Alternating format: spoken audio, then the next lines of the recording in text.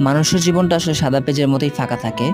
কিন্তু সময়ের বিভিন্ন পর্যায়ে বিভিন্ন রং ভরে জীবনটাকে রঙিন এবং সুন্দর করে তুলতে হয়।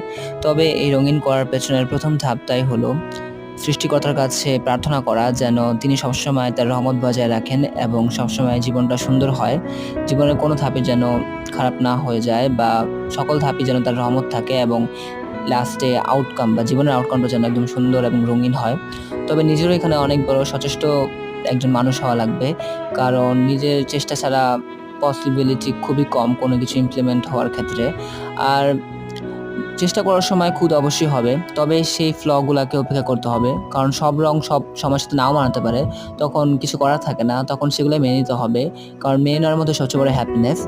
আর এট লাস্ট নিজেকে নিয়ে অনেক স্যাটিসফাইড আর নিজের জীবনকে অনেক স্যাটিসফাইড হতে হবে।